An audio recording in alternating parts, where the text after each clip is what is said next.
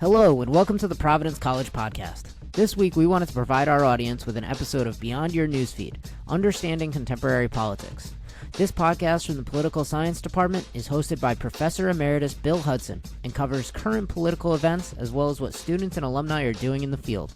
You can listen and subscribe to Beyond Your Newsfeed wherever you listen to podcasts. This episode, celebrating 50 years of women at PC, features two political science alums who are now professional political scientists in higher education.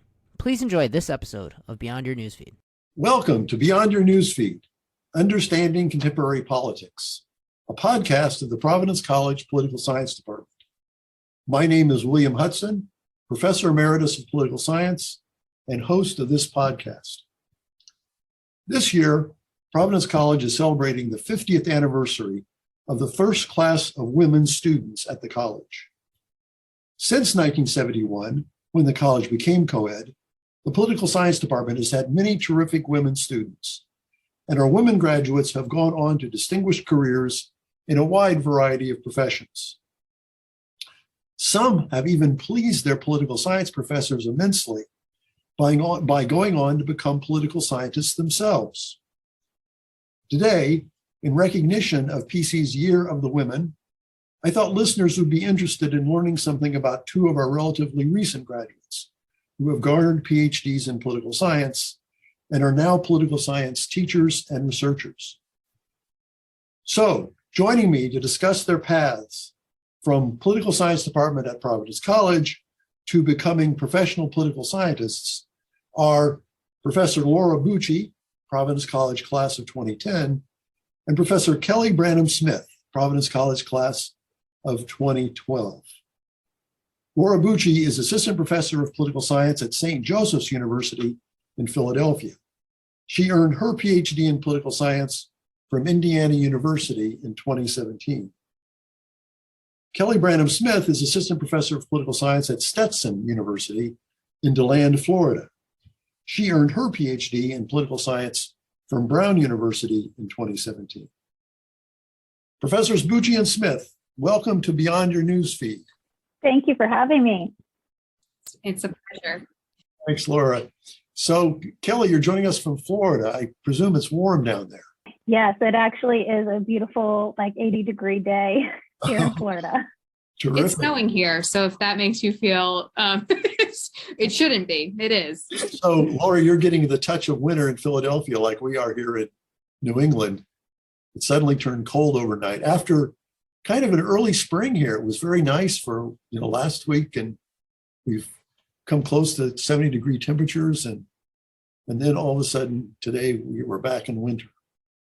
So anyway, well, thanks so much for joining us here today, and we're going to talk about take a trip down memory lane for you to recollect your years at Providence College, and as I said, I'd like to talk about how you went from Providence College studying political science to become political scientist. So let me start kind of at the very beginning. I'd be very interested in finding out when both of you first got interested in politics. When did you start thinking about politics and saying, that's something interesting? Kelly, you want to start out with that? Sure. I would say probably, I don't think I even realized it yet, but probably in high school, I was interested in politics. I always liked my social science classes the most. And I think it was in high school when I started to pay a little bit more attention to what was going on in the political world. And I remember vividly, my brother graduated from Notre Dame, and that was the year that President Obama was the commencement speaker. And I remember that as kind of a really interesting moment where I became much more interested in politics. But I think really it began with an interest in education and inequality. And I think that led me to focus on kind of the political side and the power side of how education operates in the United States. And I think that's how it started. Well, that's very interesting, Kelly, because you've gone on to study education and inequalities. We'll talk about that later. So I'm intrigued that your professional interest was sparked when you were a high school student. That doesn't often happen. Laura, I presume that being a Rhode Islander, originally, you just had to be interested in politics. I mean, so I have a really big family. My immediate family is very small, but my extended family, my grandfather's one of 11. My mom has, close to 10 siblings, right? So it's a lot. So I think growing up in really big families, politics was interesting really early on.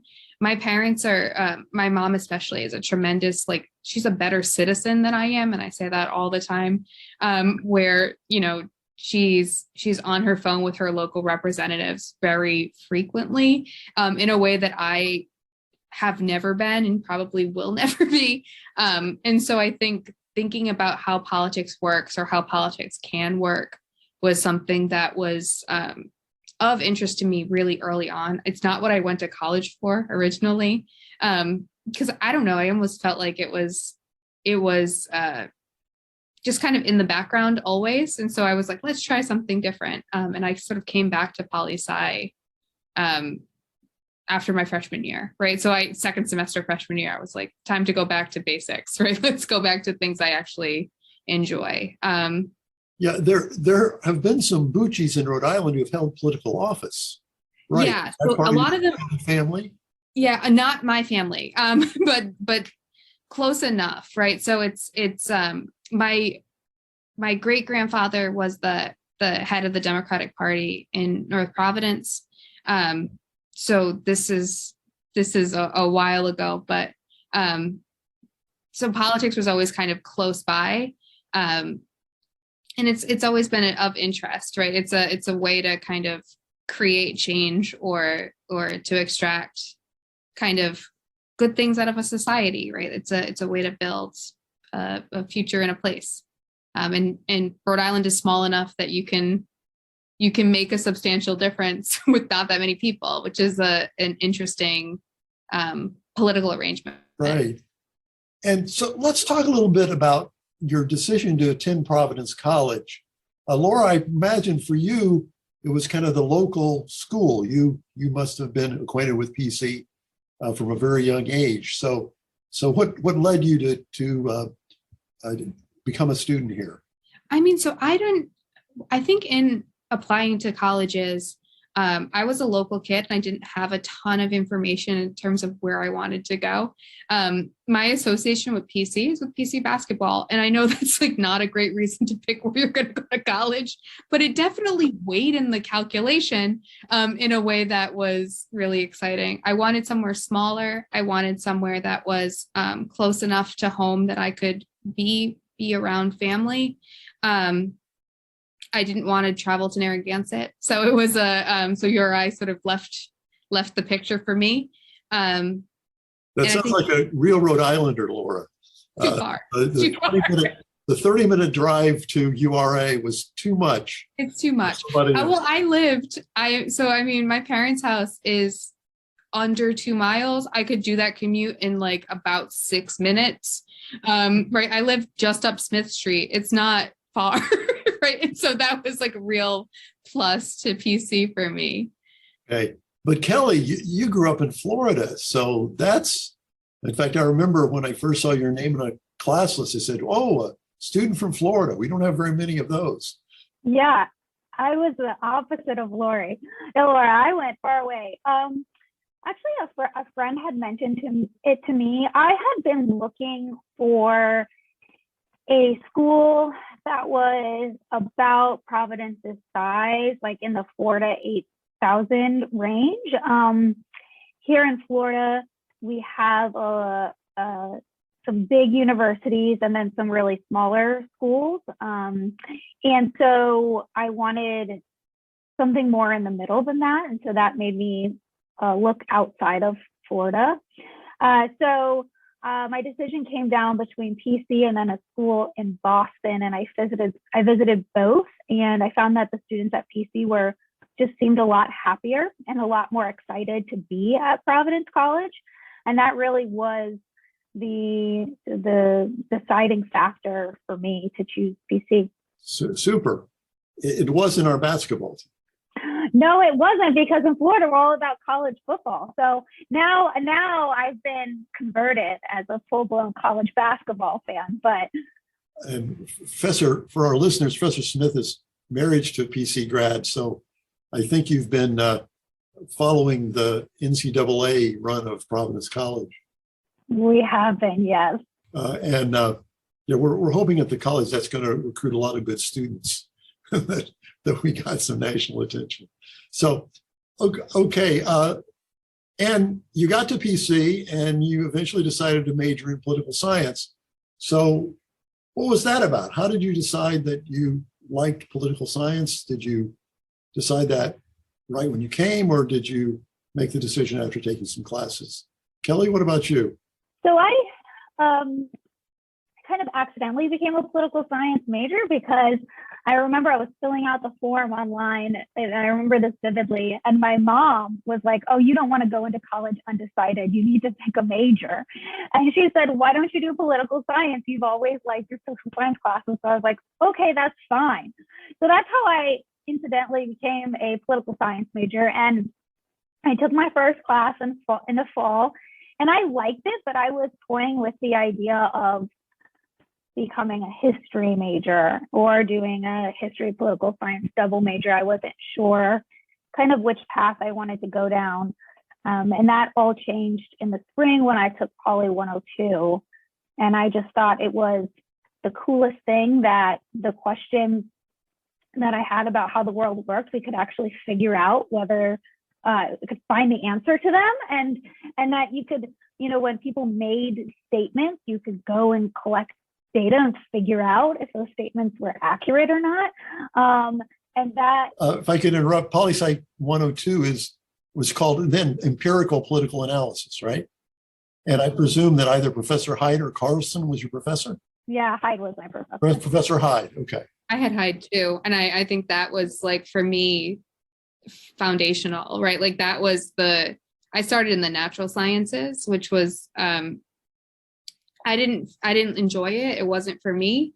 But what changed coming into poli sci was I liked that there was some substance to it, right? I liked that you could do rigorous work and do it about ideas that were current and ongoing and sort of all around you. And I enjoyed that. That class was like really eye-opening and like life-changing for me in a very direct way. Yeah, and Laura, so you initially were interested in natural sciences, and what was your first poli sci class? It was 101 or 100 with Dr. Camerano. Intro to politics, right? Yeah, it was wonderful, and it let me kind of go out in the world and think about who I was politically and see politics in a way that was sort of very approachable. It's also a style of teaching that I respond really well to, that like everyone is smart enough to do this. You just have to want to do it, right? Which is, I think, how I've taken teaching going forward, right? That this is hard and rigorous and difficult, but you're capable and able to do things. So both of you were very much affected by Professor Hyde and his empirical political analysis, where he really, digs into some data, and you can really start analyzing data about politics. What were some other political science classes you found particularly influential in your own sort of development, particularly as you became, as you are now a professional political scientist? I would say two classes were particularly important to me. First was your public policy class, because I had studied public policy now, so it gave me a really good foundation, and I think it helped me think of interesting research questions, or just got me intrigued with public policy. The other class that was really important was I think it was called Ancients and Moderns with Dr. Battistoni.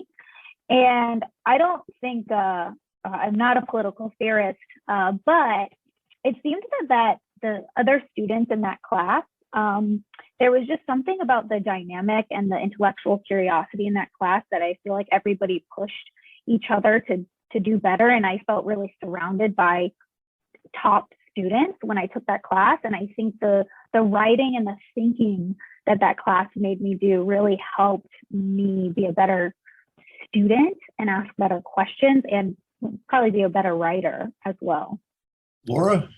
I think so. This is like very typical PC to answer this way, but second year Civ for me was a really important sort of, I think it gave me enough breath to really feel comfortable asking questions in an honest way. And I think it sort of helped me get the frame of reference with the history to really think about bigger problems going forward. In particular, I always link back to the idea that like we were reading, I was in honors civ with you and Dr. Morgan and Dr. Hogan. And I think that for me it's just a lot of ideas, like really big substantive ideas. That was the first time I read the novel Germinal, which I think like hit a lot of what I needed it to in the moment. And so like I study labor now, and it's this kind of story of just struggle in a way that like really humanized and motivated a lot of what I work on going forward. Well, I'm glad to hear that, Laura, because I remember discussing with my colleagues Hogan and Morgan at the time about whether or not to assign Germinal. And I was very interested in actually teaching that. So I'm glad that had an impact and turned you into a labor scholar. I mean, so I think like I wrote a whole dissertation like unconnected to the idea of like Catholic social thought, and then realized I wrote a deeply Catholic dissertation, right? Like it was not a thing I thought of consciously, and then looked back, I was like, oh, that's exactly what you did. Okay, well, I'd like to hear more about that in a minute. So you mentioned, so that's interesting. You mentioned that Civ sort of played a role in you becoming a political scientist. Kelly, were there any courses outside the poli-sci department that were especially influential for you? I do think Civ, I mean, there's just no way getting around how important Civ is. I mean, I think especially studying political science, to have, as Laura mentioned, to have that breadth and that background moving forward, and to have some awareness of where big ideas are and then where they came from and how we still see them today in society. I think just having that background knowledge is just so important. And I've thought many times since I graduated how I would love to just go back and retake Civ all over again. And especially because depending on the professor, right, you read some different books than the other Civ classes. And I sit back and I go, oh, I would just love to like retake Civ again and again, probably. There's just so much content there that's so relevant today. It would be wonderful. Well, Kelly, you should start a Civ program at Stetson. You could then teach Western Civ. That's why I taught it as a political scientist, because I just loved reading stuff outside of my discipline and interacting with faculty in other departments and the like. So that's one of the nice things about a smaller college that can do that. Actually, I was going to get to this later, but both of you teach at predominantly liberal arts colleges, right? How big is Stetson, Kelly, and like what is your class size there like? Yeah, so Stetson's just a little bit smaller than PC.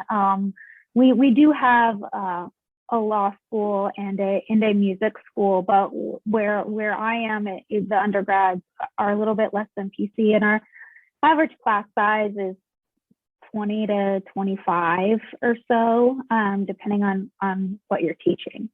So a similar size to Providence. And St. Thomas, Laura, is that bigger? Or? St. Joe's. St. Joe's, I'm sorry. Go Hawks. Right. So no, it's we're pretty comparable, right? So it's, it's about 4,000 or so. My classes usually were capped at about 20. I teach intro to American government, so that's probably of the major, one of the biggest classes, and that's about 30. I have a capstone right now, so it's interesting to have a senior seminar for the first time, and that has 13. So it's much smaller. Yeah. So when you were on the job market, were you actively, both of you, seeking institutions like the ones you're at, or it was just the luck of the job search? It'd be nice to say that that the market was wide open and we had our pick, but that doesn't seem to be what the job market looks like. But I am happy to end up at the kind of school I'm at. I think it's an opportunity to genuinely get to know your students and to see them grow and improve in a way that I don't think would have been possible if I was teaching, 400 kids a semester, where it would be much harder. Yeah, I think I knew I wanted to be at a small place similar to Providence College. I knew that my experience there was so important and formative, going through my graduate education and then trying to get a job. So it was definitely where I wanted to land. But as you know, you don't necessarily have as many options in the job market these days. But I do remember vividly when I was going on the market, I think I went to lunch with you and Dr. Hyde, and you both thought I was crazy wanting to be at a small school and go back to Florida all in one go. And it did happen, surprisingly. But yeah, I did. I think I knew that my ability to have relationships with my professors and how that was so important in forming me professionally. I wanted to be able to do that in my career. And so I knew going to a huge school, I wouldn't be able, or it would just be more difficult probably to engage in that kind of mentorship I was interested in. Right. So that, brings me back to a question I was going to ask before about how both of you decided to go to grad school in political science. Kelly, you mentioned interactions with professors. I presume that was part of your decision, interacting with those of us in the poli-sci department. Yeah, it was. So after empirical political analysis, Dr. Hyde asked me to be his research assistant. So then I was his research assistant for the next 3 years. And I got to work on a number of really cool projects with him. And so I think that allowed me to have, quite a breadth of experiences working on research projects that I think students might not typically have. And then B, I kind of got to see, okay, this is what a professor kind of does in their, professional life. And that kind of convinced me that I wanted to continue studying political science, that I really, again, loved the fact that you could ask questions and go out and find the answers about political life. And that's what really led me down the path to go into graduate school. And Laura, what about you? What led you to? Yeah, so originally I had the kind of motivation that I think a lot of poli-sci students had, and I thought I was going to go to law school. I thought that was sort of the next logical step for me after Poli-Sci 102. I think it was you and Dr. Hyde together that both of you were like, do you want to be a lawyer? And I think it was that was the question. It was like, do you want to be a lawyer? And I was like, well, like maybe, I don't know. And they were like, well, that's a no then, right? That this was the kind of conversation. I think being a professor wasn't something that I had in my cards until someone told me that I could do it. Right. And so I had written my paper in 102 was on same-sex marriage bans in the state of Ohio. And I think that became an independent study. I presented it later at Northeastern Political Science Association. And so it kind of like grew into a thing I was doing in other courses. And it was always something that was like fun, right? It was a lot of like playing around and trying to figure out a puzzle in a way that was hard, but like just exciting.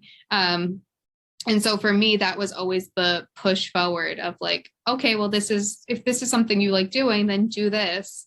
And that led me to grad school. Could you say a little something about your grad school experiences and how your work at PC was connected there? How prepared were you? What were some challenges that you might have faced in graduate school?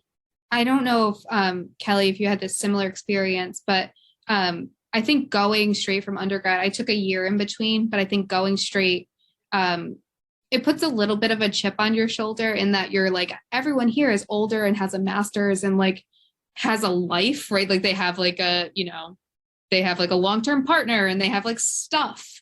And at the point where I left, I was like, I'm still a college kid, but I'm like, it's undergrad, take two. And I think getting kind of settled into graduate school for me took a second to feel confident and to feel comfortable. I think I was prepared. I was writing very well. I was arguing, consistently and concisely. It was a moment for me of recognizing that and sort of seeing that I was ready. And I think you went to Indiana University, which is, I did. Both Indiana and Brown are prestigious institutions. With, I'm sure there were lots of other very, very good graduate students there. Definitely. And just sort of recognizing that you could hold your own and that you were more comfortable. I think in writing in particular, like I could write a paper that was good and strong pretty consistently, right? That I was used to writing longer papers than other people were used to writing. And I think that is a testament to the department and to sort of liberal arts training in general. But I think the transition for me was, it was a lot of similar stuff to what I had been doing, right? To make sure I was reading widely, to make sure I was outlining, to make sure I was thinking of my own questions, and to come into class sort of prepared to engage kind of seminar style. Yeah, Kelly, similar experience? Or? Yeah, I agree with Laura. I think adjusting the confidence in graduate school, I went straight in from undergrad to graduate school, and I agree. It takes a second to get your feet underneath you and realize that you should be there. Really, I felt very prepared methodologically because my professors at PC all worked together with me to make sure that I had a breadth of experiences going forward. So when they knew that I wanted to go get my PhD, for example, Dr. Hyde had me do my senior research with Dr. Battistoni, and I did interviews because I had been working all quantitative data with Dr. Hyde. And so, and I remember Dr. Camerano let me do a kind of a weird project in his presidency class because it was something I was interested in and I would learn something new for graduate school. So that kind of mentorship across the department really helped me get a wide breadth of experiences going into graduate school, which made me feel a lot more comfortable. And I remember vividly when I was first writing my personal statement for graduate school, I did my first draft and I sent it to Dr. Hyde and he had some comments and he sent it to you, Dr. Hudson. And you came in and you said, "You're going about this all the wrong way, Kelly. You have to completely rewrite this because I guess," and I don't remember what the version was like. You don't remember this? I don't remember it at all. Okay. You said my personal statement read as if I was trying to defend myself that I was prepared for graduate school, even coming from a small liberal arts institution. And you challenged me to say, no, you have to find the things that this experience gave you that made you the most prepared for graduate school. And it made me completely flip my personal statement, talking about how these experiences that are really only available at a school like Providence College and the smaller school was made me a much better prepared graduate student than students at other universities. And so I do think that actually helped me going into graduate school with more confidence because it totally changed my mindset, especially going to Brown thinking, oh, should I really be here? from that kind of change of perspective and writing my personal statement, it was like, oh yeah, I've had a lot of experiences, that many other students haven't had, that made me really well prepared and ready to go in graduate school. That's good. And in graduate school, I suppose both of you had some good mentorship there as well, a chance to work in perhaps other research projects. I know, Laura, one of the things you did was you were an editorial assistant for Perspectives on Politics, a leading journal in political science, edited at that time by Jeff Isaacs, right? So I was, my claim to, I was the American Book Review assistant for a long time. I worked on the article side for a while as well. I'm still very proud of the issue that gets called the Princeton study all of the time with Marty Gillens and Ben Page on economic inequality and representation. That I was working at Perspectives when that issue came out. And it sort of became an all-American issue in part because I had extra book reviews and we had a sort of lot of stuff in hand. And thematically, it all sort of worked. But I think mentorship at Indiana was wonderful for me in a lot of ways. It's far away from Providence, which is unfortunate, but I think getting away and sort of being in a different place in a new environment was really helpful for me. It's a small enough program. So my cohort, I believe, was 11, which there were 2 Americanists. And so it was nice to sort of be around a relatively small group of people that we could consistently see over time and just sort of kind of grow in knowledge, like with a group. My advisor, my graduate school advisor is retiring this year. So we're headed back to Indiana in mid-April. In what is like set to be a very nostalgic moment, but I'm looking forward to it. And that's Gerald, right?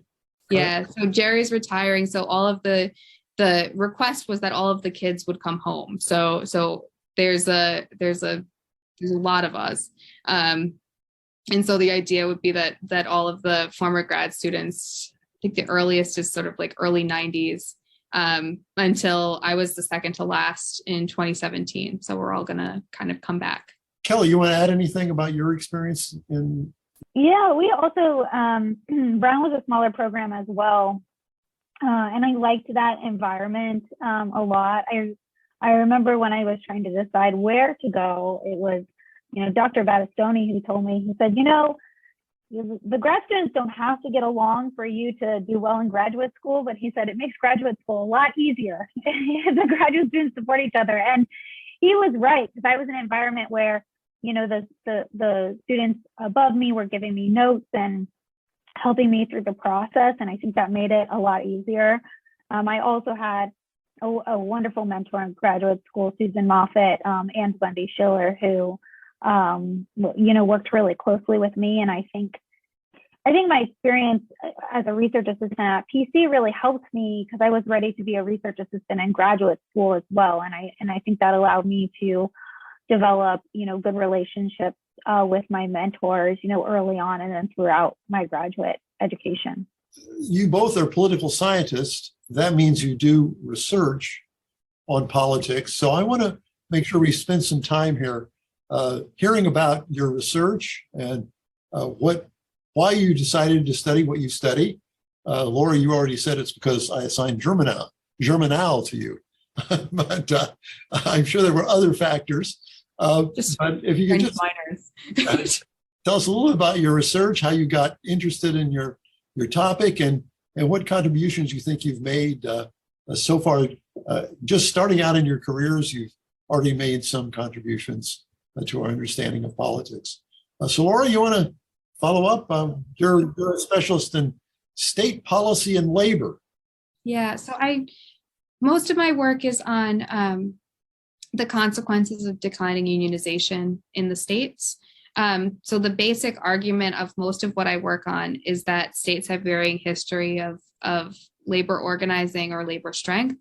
And that has consequences for the types of policies that are present in states. And it also has consequences for the degree to which people feel more or less connected to civic institutions, right? So the book manuscript is arguing essentially that that declining labor union membership is bad for democracy because it moves people away from governmental institutions and economic security, right? That this is a real problem for society because it takes people out of secure life and it moves them towards more precarious sort of isolated existence.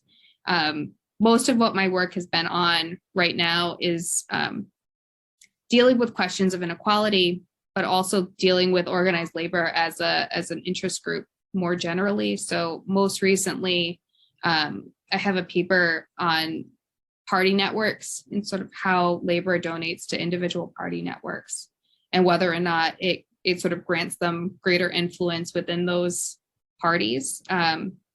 It doesn't always, it basically can only work for Democrats and it doesn't work particularly well. So that's sort of where my research has tended to go. In terms of how I got to here, I went to grad school thinking I wanted to study gender policy at the state level. But I've always been sort of interested in questions of when policy changes, what happens to people? Like, what do people do? How is their life different than it was before? And in 2012, that's when Act 10 happened. That's where all of the sort of Midwestern labor protests started taking place. And I was in a class on economic inequality at that point in time. And I sort of was just like, maybe people don't like labor unions. Like, is that a question? And all of the answers I came up with were, no, they seem to like them just as much as they ever did, which leads to some other, like something else is taking place here that is not related to public opinion and not related to general support. And so that sort of, that like outside event shifted kind of my trajectory away from gender politics more specifically and into labor policy. Yeah, so the decline in labor, some people attribute to say, well, people just they don't think they need labor unions, they don't like labor unions. And you're saying that's not really true. There's other factors at work. And I mean, as far as I can tell, I collected all of the public opinion data I could get my hands on from the 70s forward, and the trend line is pretty flat, regardless of how you cut it. And it's positive for middle and low income folks. It's less positive, but still higher than you would expect for higher income folks. So I created estimates for states over time by income group, and it's pretty consistent. There's not this steep trend down that you would suspect given the degree that policy has shifted. Yeah, and so it's really public policies are largely responsible. Is that your argument? My argument is that there's some elite influence happening here, right? It's either a party goal or it's an outside interest group goal. It's not the general public pressuring for change. And even like you would maybe suspect that public opinion might follow policy, and that doesn't seem to really happen either. So it's kind of this thing that is happening absent public interaction. And Kelly, you said you got fascinated by education policy when you were in high school. I've been, one of my big decisions was whether to study education policy from a policy perspective or a political science perspective. And I obviously went the political science route. And I think my interest has broadened, I think, since then, in that I'm really interested in how policies communicate to citizens and what citizens can take away from the policies that they have available to them. But rather than take the kind of political behavior approach, I'm really interested. That kind of led me interested in, well, why do states have certain policies, right? Why in the United States, if you live in one state, your 4-year-old has free pre-K education, and you live just across the border and you don't have that policy available to you. So that got me really interested in just like, why do states have different policies? And that kind of led me down the path of policy diffusion. So looking at how policies spread across states. And since then, I hope I've made some additions to understanding not only why states adopt them, but even if they've adopted the same policy, how does that look different in implementation, that you can on paper have access to the same policy, but based on implementation, it can be a different experience for you as a citizen as to whether you have access to the benefits that these policies, guarantee. And from that, I got interested in policy learning. And so I really look at the kinds of different ways that state officials learn from one another and how that's incorporated into state policy. I'm thinking about recent state policy actions around instruction on things like race and gender. Florida, where you live, Kelly, is a sort of one place where that's going on.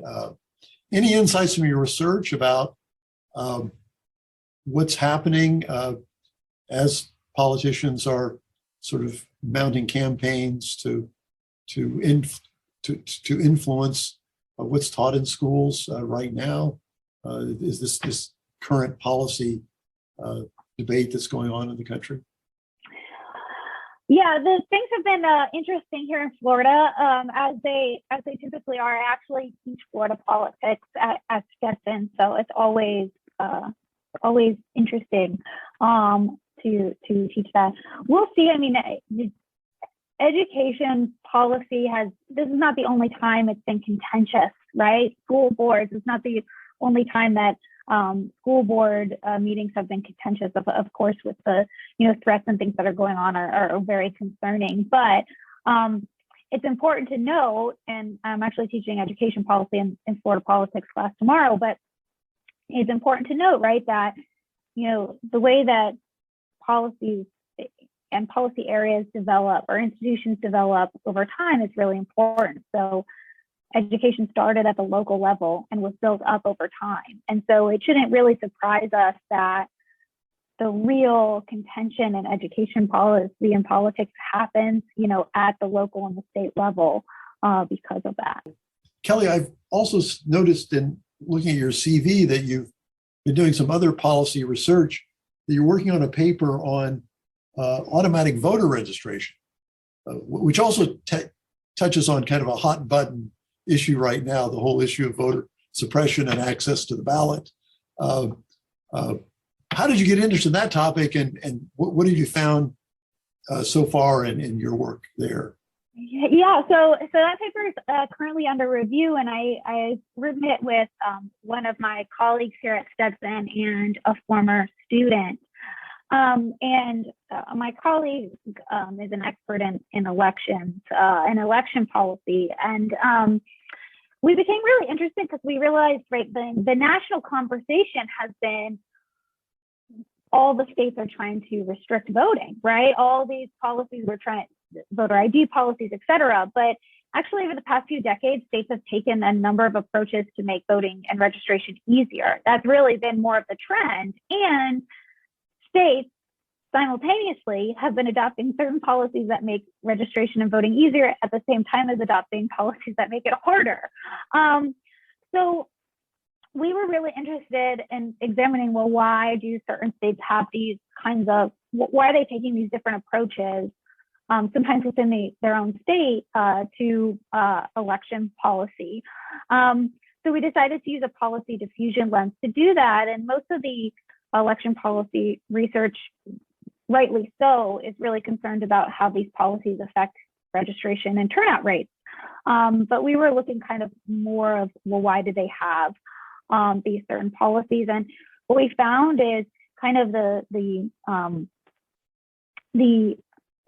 kind of propensity to innovate helps states adopt more and more election policies. So we kind of add these different policies together and look how it influences them. Surprisingly, sometimes election policies that expand, that make voting or registration easier, if their neighbors have those policies, states are actually less likely to adopt them. So it's a really interesting story, but we're trying to contribute both to, this election literature to introduce this diffusion lens, but also to kind of expand policy diffusion itself that typically focuses on more kind of social policies, some anti-smoking policies, welfare policies, et cetera, by looking at policies that can actually, reshape democracy by determining who can vote or not. So, Laura, when it comes to labor policy, we often don't think about, I think, state level policies in that regard. I know, when I, teach about, labor policy, you think about the Wagner Act and federal policies and the impact of federal actions, the National Labor Relations Board on the ability of unions to organize and the like. But you've looked at the state level, so I'm a little curious. It's interesting that both of you are sort of working at the state level, which is something that political scientists, I think, have neglected for a long time. So, Laura, could you say something about that? How does state policies affect the ability of people to join a labor union? I think a lot of people tend to focus on national labor law as a sort of pathway towards increasing or decreasing sort of the rights of workers. I'm looking mostly at the state level, primarily because there has been some legislation that can make it harder or easier to join a union. So collective bargaining limitations in the public sector, or sort of right to work in the private sector, right? That those types of pieces of legislation often go to state legislatures that are more or less amenable to hearing those types of bills. And so I think the strength of organized labor within a place also is met with the variation in sort of state legislative capacity or ideology that for me is an interesting way in which sort of group strength combines with the types of policies a legislature was going to produce anyway, and produces something that may or may not be beneficial to workers in a place. So things like minimum wage preemption or other kind of preemption laws that take place at the state level and affect sort of local. This is what happens in Pennsylvania, right? That Philadelphia would raise its minimum wage, but can't because Pennsylvania has preempted the minimum wage law. Other sort of policies that can make it more or less easy to organize. They're not the most common. Most people are looking at the national level or cross-nationally. But I do think you get some really rich variety when you sort of dig down into the states. And I think this is what Kelly probably likes about it too, right? The states are, I always say state politics is really weird, right? That there's 50 different options you went with and they were all different, right? You picked a different way to do it everywhere. And so states are changing their actions, and that has consequences for how people live. Well, it sounds like for both of you, the state level is where the action is going to be for a while. That you're both going to focus your research efforts there. So that's great. Well, I'm really glad to catch up with you on what you're doing. To kind of wind things up here today, I'd like your reflections on what it's like to be a college professor. As a person, I'd like to learn a little bit about sort of how that affects your life as a human being. You both are smiling, so I think you're happy as college professors. So tell us something about that. I think for me, I like the way my life looks. Honestly, I think I get to talk about big ideas, which is something that I've wanted to do. I like to see kind of light bulbs turn on for students thinking about things that are complicated or things that they've felt maybe a little uneasy about, and start thinking about that in a really systematic way. This is, for me, I've been at St. Joe's, this is my 4th year. So this graduating class is the first class that I've seen from start to finish. And it's like a very emotional moment for me because people have come so far, and there's been a lot of moments of people that didn't think they could do college, or didn't think they knew how to write, or didn't think they could produce assignments the way they wanted to. And sort of seeing it pan out is really rewarding.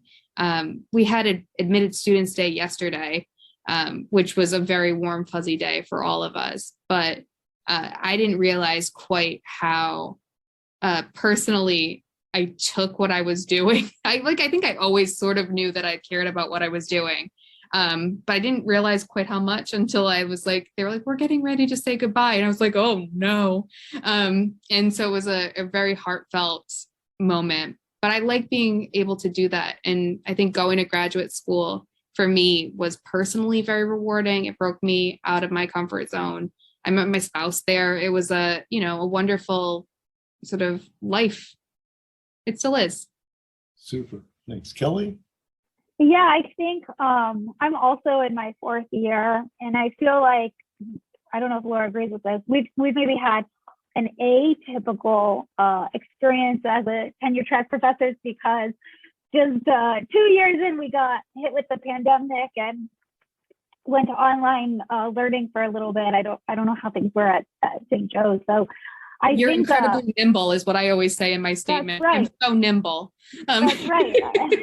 And maybe it was a good thing that we were so soon out of graduate school, because we were still trying to figure things out. So what's changing things up really to us? We weren't really set in our ways maybe just yet. But I've had a great experience so far with being a professor. I think I teach our version of empirical political analysis here at Stetson, and it's just so great to get to teach the class that was so important for me, that really kind of turned a light bulb on for me. And so I hope I do that with at least some of my students. And it's really wonderful. At Stetson, all seniors have to do a senior research project. So I'm teaching that class this year too. So as Laura mentioned, I'm with the seniors who I had as freshmen, and seeing the culmination of their work in their final research project is really rewarding. And I also a little caught off guard with kind of how emotional it is having your first class graduate. But I think it's really rewarding. I'm so fortunate to be in a department that's incredibly collegial and supportive. And the students are excited and ready to learn. And so I get to spend my days, reading and getting to ask super cool research questions. And I think it's a lot of fun. Great. Well, thanks so much to both of you. I've really enjoyed seeing your bright faces once again here on Zoom. And it's great to talk with you. And I think your experience will be very enlightening to some of our listeners about how one sort of becomes a political scientist and the like. So I appreciate very much for being with us today, and look forward to seeing you sometime when you're back here visiting in Providence, Rhode Island. And thanks so much to Chris Judge of the Marketing Communications Department at Providence College for editing this podcast. And thanks to all our listeners for listening, and please tell 4 friends about Beyond Your Newsfeed. Thanks for listening to this episode of Beyond Your Newsfeed. You can subscribe and listen to both Beyond Your Newsfeed and the PC Podcast wherever you listen to podcasts. Be sure to rate and review the podcast, and have a happy Easter from all of us here at PC.